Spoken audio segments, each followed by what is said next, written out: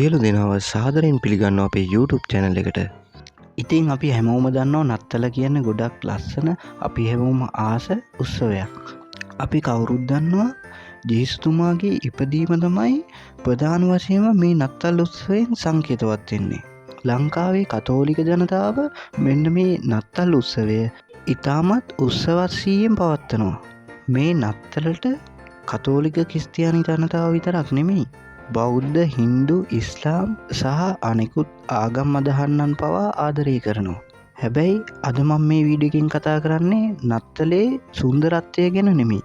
ව්‍යාපාරවල වලට ආස අයට ව්‍යාපාරික ඇසකින් මෙන්න මේ නත්තල් උත්සවය කොහොමද දකින්න පුළුවන් කියලා තමයි මම අද මේ වීඩියෝ එකෙන් විස්තර කරන්නේ. ඉතින් මේ වීඩියෝ එකේ මම අවස්ථා 10ක් ගැන සඳහන් කරනවා. මේ දේවල් 10න් එකක් හරි ඔයා try කරලා බැලුවොත් අනිවාර්යෙන් ඔයාට හොඳ ආදායමක් ලබා ගන්න පුළුවන්. හරි, ඉක්මනින්ම අපි යන් එහෙනම් අපේ වීඩියෝ එකට.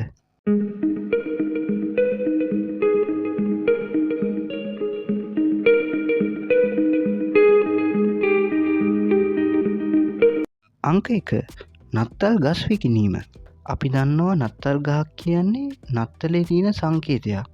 නත්තල සමරන හැම ගෙදරක වගේම මෙන්න මේ නත්තල් ගහක් සරසනවා.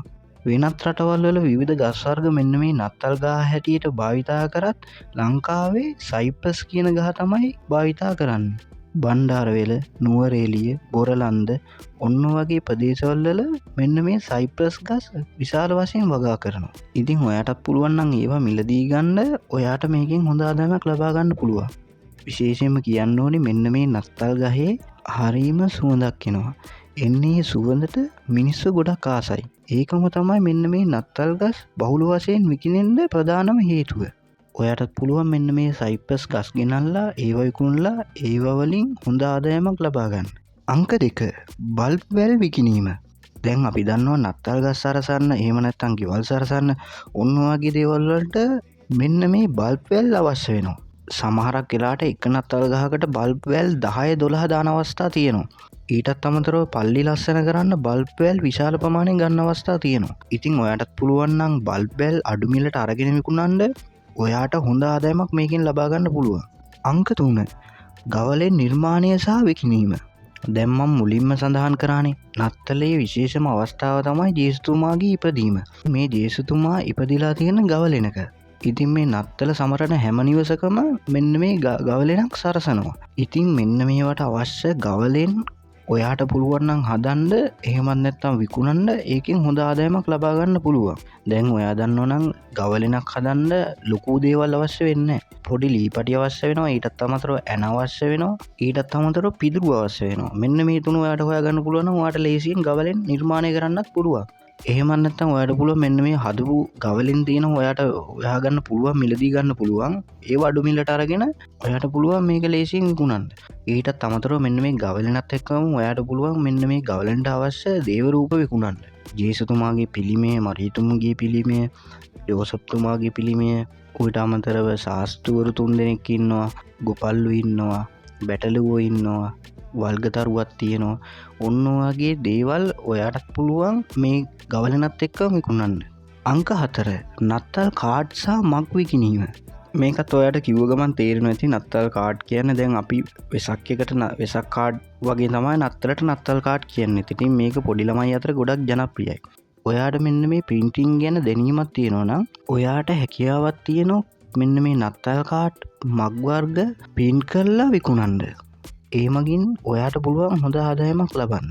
අංක 5. මල් වෙඩි දව්වේ වෙළඳාම. අලුත් අවුරුද්ද හා සමානවම නත්තල් උත්සවයටත් අහස් කූරු, රචින්න, මල් වෙඩි වගේ දේවල් වලට හොඳ ඉල්ලුමක් තියෙනවා. ඉතින් ඔයාට මේවා කිඹුල පිටිය වගේ ප්‍රදේශවලින් අඩු මිලට ලබා ගන්න පුළුවන්. මේ දින කිහිපය ඇතුළත ඔයාට හොඳ ආදායමක් මේකෙන් ළඟා කරගන්න පුළුවන්. මීට අමතරව ඔයාලට පොඩි දෙයක් කියන්න ඕනි. මේ වගේ වැදගත් ස්වයංක්‍රීය අවස්ථා, ආයෝජන අවස්ථා, ව්‍යාපාරික අවස්ථා වගේ දේවල් ගැන අපි තව වීඩියෝ ගොඩක් මේ අපේ YouTube channel එකේ දාලා තියෙනවා. ඔයාට පුළුවන් මේ වීඩියෝ එක බලලා ඉවරලා තවත් ඒ වගේ වීඩියෝ බලලා විශාල දැනුමක් ලබා ගන්න. ඊටත් අමතරව ඔයාගේ අදහස කමෙන්ට් කරන්න අමතක කරන්නත් එපා. මොකද ඒ කමෙන්ට් එක මට ගොඩක් වටිනවා. එහෙනම් අපි යන් ඊළඟ ව්‍යාපාරික අවස්ථාව මොකක්ද කියලා බලන්න. නත්තල් උත්සවය සඳහා ආහාර නිපදවීම. ඉතින් ඔයා කෑම හදන්න දක්ෂයි නම් ඔයාට පුළුවන් නත්තල් උත්සවයට ටාගට් කරලා ආහාර වර්ග නිපදවන්න. දැන් අපි දන්නවනේ අලුත් අවුරුදු මේසෙ කොහොම තියෙන්නේ කියලා. අන්න ඒ වගේම තමයි ක්‍රිස්තියානි යාළුවොත් නත්තල් මේසේ විවිධ ආහාර වර්ග වලින් සරසනවා. ක්‍රිස්මස් කේක් කියන්නේ ඒ අතරින් ප්‍රධාන තැනක් ගන්නවා. ඊටත් අමතරව විවිධාකාර කෑම වර්ග තියෙනවා. මං මේකම ෆොටෝ ටිකක් දාන්නම්, ඔයා ඒ ටිකත් බලන්න. ඔයාට එතකොට ඒ ගැන දැනීමක් ගන්න පුළුවන්. ඉතින් ඔයාට පුළුවන් නම් මෙන්න මේ වගේ මම පෙන්නන ආහාර වර්ග හදන්න ඔයාට පුළුවන් හොඳ ආදායමක් මේකින් ලබා ගන්න. අංක 7 ඉටිපන්දම් විකිණීම. දැන් ඔයා බලන්න ඇති එකපාරට මේ ඇයි මේ ඉටිපන්දම් විකුණන්නේ කියලා. මං ඔයාට පැහැදිලි කරලා දෙන්නම්. දැන් බෞද්ධ යාළුවෝ පන්සලකට ගිහිල්ලා පහනක් පාත්තු කරනවා වගේ තමයි මෙන්න මේ කතෝලික යාළුවන්ට ඉටිපන්දම් කියන්නේ. ඒගොල්ලෝ පල්ලි වලට ගිහිල්ලා පත්තු කරන්න ඉටිපන්දම්. ඒවට වෙනම ඉටිපන්දම් වර්ග තියෙනවා. දැන් අපි ලයිට් ගියාට පස්සේ ගෙවල් වල පත්තු කරන ඉටිපන්දම් වර්ග නෙමෙයි. ඊට වඩා ලස්සන ටිකක් දිග හීනි ඉටිපන්දම් වර්ග තියෙනවා. ඔයාට පුළුවන් නම් මෙන්න මේ ඉටිපන්දම් වර්ග හොයාගෙන අඩු මිලට ගන්න ලේසියෙන්ම ඔයාට සෙල් කරන්න පුළුවන්. මේ ගොඩක් වෙලාට ක්‍රිස්තියානි පල්ලි තියෙන තැන්වල තමයි විකුණන්නේ. මොකද ඒ තැන්වල තමයි මේව පත්තු කරන්නේ. ඉතින් ඔයාටත් පුළුවන් මෙන්න මේ වැඩ ඉක්මනින් පටන් ගන්න. අංක 8 නත්තල් සැරසිලි වර්ග විකිණීම. මෙන්න මේ සැරසිලි වර්ගත් විවිධාකාර විදිහේ සැරසිලි වර්ග තියෙනවා. නත්තල් ගහේ එල්ලනේව තියෙනවා, දොරේ එල්ලනේව තියෙනවා, ඊටත් අමතරව ගෙදර එල්ලනේව තියෙනවා, ඊටත් අමතරව මෙරි ක්‍රිස්මස් කියලා ගහපු බෝඩ් වර්ග තියෙනවා, රින්ග්ස් වර්ග තියෙනවා. මම ඔයාලට මේත් එක්කම ෆොටෝ දාන්නම් ඔයාලට නිකන් අවබෝධයක් ගන්න. ඉතින් මෙන්න මේ දේවල් විකුණන්න පටන් ගත්තොත් ඔයාට හොඳ ආදායමක් ගන්න පුළුවන්. මොකද මේ දේවල් සවුත් වෙන්න දින්දා ඔයාට කල් තියාගන්නත් පුළුවන්. අවදානම අඩුයි. ඊටත් අමතරව අපි දන්නවා නත්තල් 100කින් වෙස් මූණු වගේ දේවල් ඔය පොඩි කට්ටිය දාන්න හරි කැමතියි. මෙන්න මේ නත්තල් කාලවල වලට වෙස් මූණු දාන්න කැමතියි. අන්න ඒ වගේ දේවල් ඔයාලට අඩු මිලට මිලදී අරගෙන ලේසියෙන්ම විකුණ ගන්න පුළුවන්. අංක 9 නත්තල් ඇඳුම් මැසීම සහ ඒවා කුලියට දීම. දැන් අපි දන්නවා නත්තලට එක එක ඉවෙන්ට් සූදානම් කරනවා. ඒවට නත්තල් 100 වගේ සැරසුණු කට්ටිය ඇවිල්ලා ඒ උත්සවවලට සහභාගී වෙනවා. ඉතින් ඔයාට ඇඳුම් මහන්න හැකියාවක් තියෙනවා නම් ඔයාට පුළුවන් මෙන්න මේ නත්තල් 100ට අඳින ඇඳුම මහන්න. ඊටත් අමතරව පොඩි ළමයි කැමති නත්තල් 100ට අඳින ඇඳුම් අඳින්න. ඉතින් ඔයාට පුළුවන් මෙන්න මේ දේවල් අවස්ථාවක් කරගෙන ඒකට හරියන ඇඳුම් මහන්න. ඊටත් අමතරව ඔයාට පුළුවන් මෙන්න මේ ඇඳුම් රෙන්ට් කරන්න. මොකද මෙන්න මේ ඉවෙන්ට් වලට යන කට්ටිය රෙන්ට් එකට ගන්න ඇඳුම් හොයනවා. ඉතින් ඔයාට ඒ මගින් වුණත් ඔයාට හොඳ ආදායමක් ලබා ගන්න පුළුවන්. අංක 10 නත්තල් තෑගි බොක්ස් නිර්මාණය කිරීම. දැන් ඔයා මෙහෙම හිතන්නකෝ.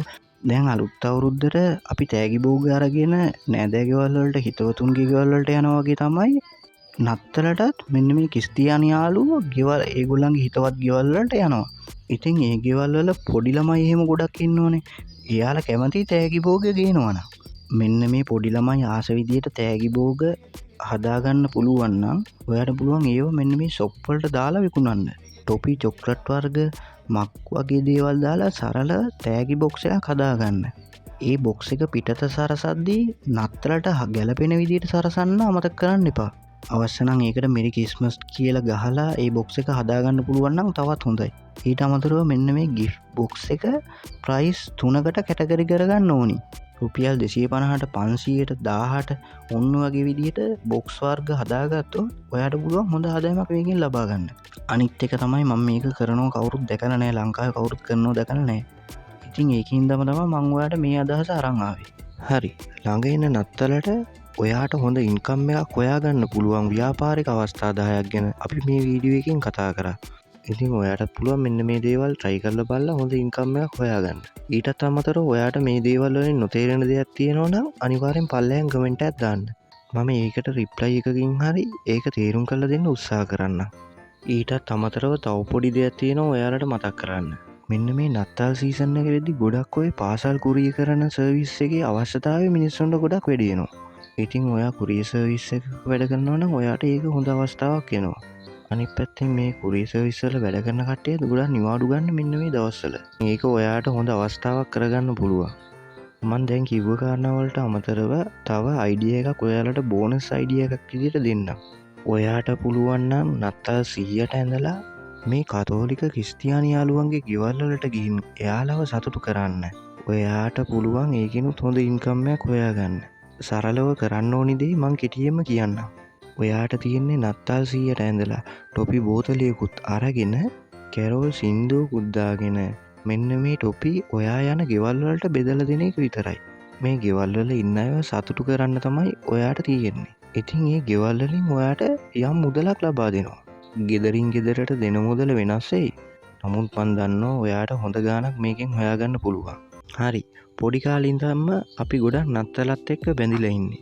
හරි. බෞද්ධ, හින්දු, ක්‍රිස්තියානි, ඉස්ලාම් මේ හැමෝම ගොඩක් නත්තලට ආදරේ. ඉතින් මේ විවිධත්වයත් එක්ක මේ පුංචි ලංකාව ලස්සන රටක් වෙයි.